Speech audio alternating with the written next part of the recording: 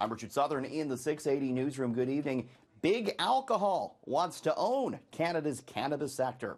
Constellation Brands, one of the biggest alcohol producers in the world out of the U.S., makers of Corona beer, Robert Mondavi wine, they're spending $5 billion to acquire a 38% stake in Canopy Growth, Canada's largest pot producer, based right here in Ontario. And the idea is that they're going to make weed-infused wine and beer. Greg Taylor is portfolio manager at Logic Asset Management. It's a big story because I don't think smoking is really going to take off for cannabis. So cannabis consumption to really hit it globally is going to be in a different form. And I think beverage is really where I think a lot of the development is going to be done. There's a lot of evidence that Denver beer sales are down 10 to 15% year over year as soon as they started legalizing marijuana. And I think globally the beer industry is terrified about this. So I think all the big beer and alcohol companies are looking at the Canadian marijuana space as an area where they can come up, do some R&D, and try and figure out how they can combine their products with cannabis to create the next big product.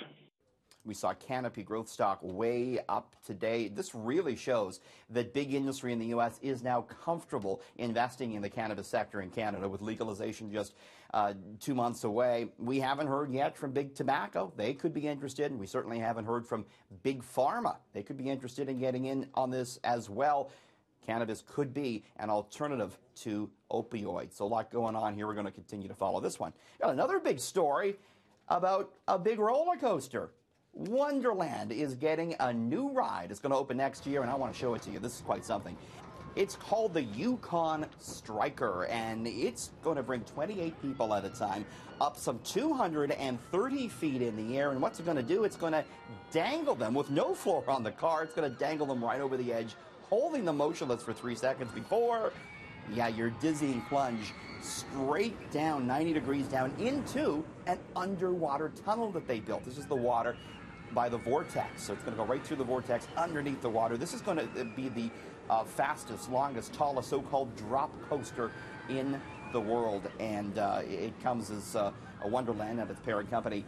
Cedar Fair looks to boost their bottom line. Cedar Fair stock is down 18% on the year. Wonderland wouldn't tell me what they're paying for this, but they did say it cost significantly more than the $28 million that they shelled out for Leviathan, the last big coaster they built in 2012. This is not the only news out of Wonderland. They also said they're going to open through Christmas starting this year for Winterfest, they call it. And they're going to have a few rides open, not all of them, but you're going to be able to skate on the water in front of the mountain. There'll be a big tree lighting ceremony, and as you can see, kind of looks like what they got going down in the distillery, except up in Vaughan at Wonderland could rival that distillery. Add to all this the fact that Wonderland is going to open a hotel. They're teaming up with Hyatt Hotels. They're going to build a hotel right within the boundaries of the parks. A lot of news there.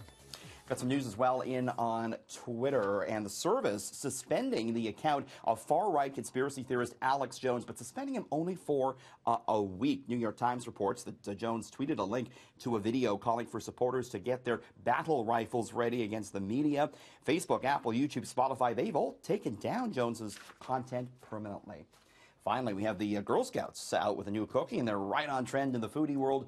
Girl Scouts now with a gluten-free cookie, caramel chocolate chip, going to be available in January 2019. In the 680 newsroom, Richard Southern, City News.